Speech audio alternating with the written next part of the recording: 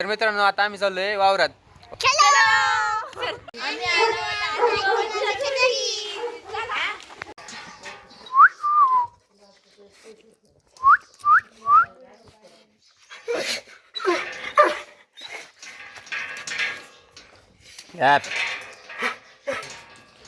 हात लाव. नाही लावत, नाही चावत, हात लाव.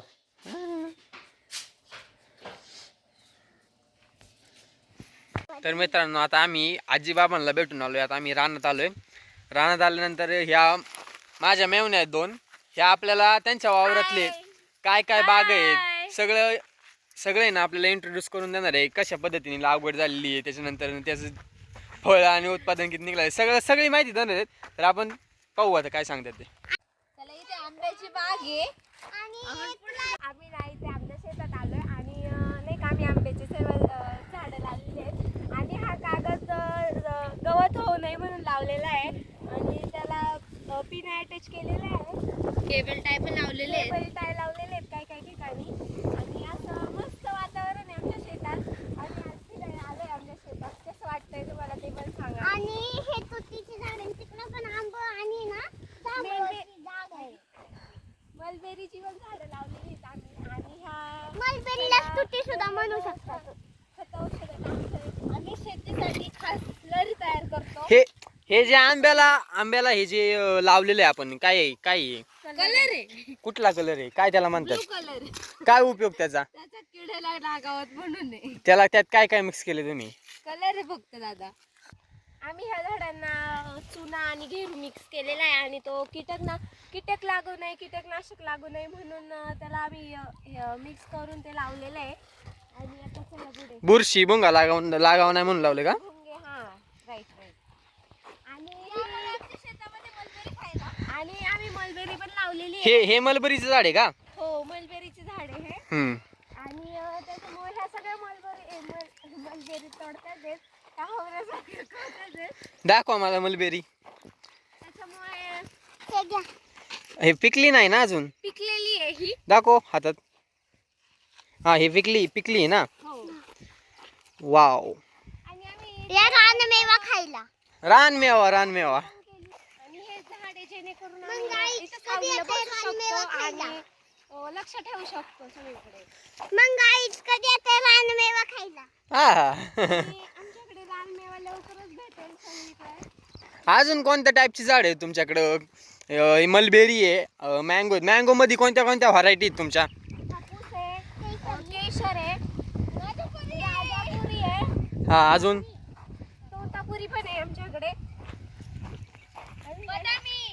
बदामी पण आहे. गाईज आमच्याकडे मलबेरी प्लस कलिंगड प्लस ड्रॅगन फ्रूट पण आहे. हे कलिंगड आहे का? हो. ही मलबेरी. हो. आणि हे ड्रॅगन आहे. हे ड्रॅगन फ्रूटचे झाड आहे का? अजून काय आहे? हे जांभळाचं झाड. जांभळाचं झाड पण आहे आणि आंब्याला कैऱ्या पण आलेल्या आहेत. आणि आता हा, आंब्याला मोठ्या आंब्याला कैऱ्या आलेल्या आहेत, बहार आलेला आहे. इकडे आमच्या बाजूला एक वाड आहे, त्याच्यात माणसं जात नाही तर कायमची जातील. आणि आमच्याकडे पण आहे प्रसाद शिबीर. आम्ही मलबेरी तोडून आणलेली, खायची का कोणाला? हे आंब्याचे झाड. मलबेरी दाखव. रानमेवा खायला लवकर येणार. झाडाला बघा अशा प्रकारे मलबेरी लागतात. हे मधीच ते ना आला हे तुला खायची का? तुला घे निसंबून दे. ना मलबेरी दाखवू दे. अशा प्रकारे मलबेरी लागतात झाडांना.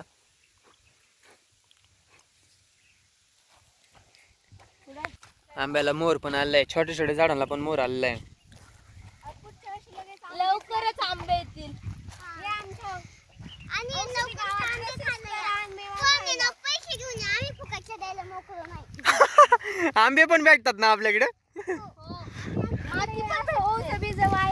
हा, हे काय आहे? याला काय म्हणतात? गाडा बोलतात त्याला. 3 टायर लावलेले आहेत आणि ह्याच्यावर लोखंडाचं सर्व बनवलेलं आहे आम्ही वेल्डिंग करून. आणि त्याच्यावर नाही का जे ओझं बिजं व्हायला, काही गोणी बिनी व्हायला नाही का उपयोगी पडतं. याला काय म्हणतात ते ज्याच्यावरती ते ठेवलेले? फावडी आहे जेणेकरून एकदा ओढून दाखवा ना. हे अशी काय म्हणतात हे माती बिती ओढायला शेण ओढायला काय शेण काढायला उपयोगी पडते त्याला फावडी बोलतात. उचलणे केली किसकी टट्टी काऊ की.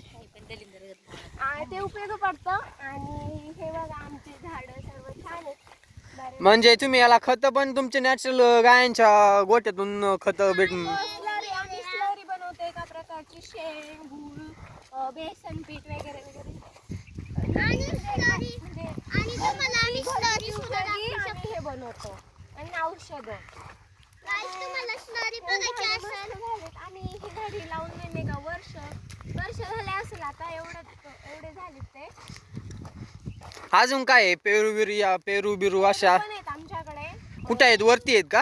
हो तिकडे आहेत पुढच्या वावरात. गाईस आमच्याकडे खूप सगळं काही फक्त तुम्ही आपण पैसे घेऊन या हे ना पेरूचं झाड आहे हे छोटंसंच आहे बट त्याला एवढे पेरू लागलेत की बास रे बास लईच पेरू लागले. आमच्याकडे पेरूची पण शेती आहे इकडे पण म्हणजे ह्या लाईनीत 1-2 झाडं आहेत पेरूची ते घरगुती खाण्यासाठी आम्ही स्पेशल लावलेली आहेत सगळ्यांना उपयोगी पडेल.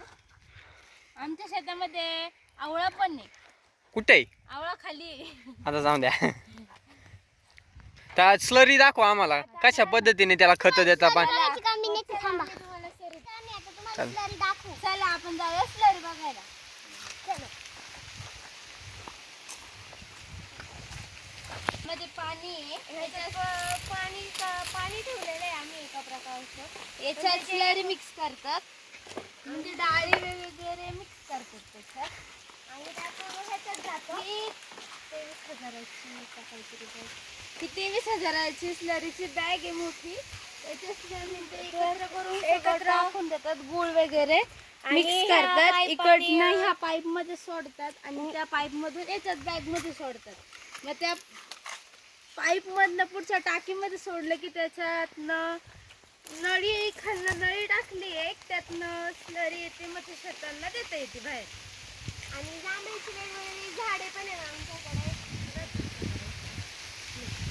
जास्त गुळ वगैरे कालवायला मदत करतं आणि हे आंब्याचं झाड आहे पलीकडं ते 10-20 वर्षाचं असेल ते बरेच वर्षापासून आहे आता त्याला कैऱ्या पण आलेल्या आहेत. लय मोठं झाड आहे.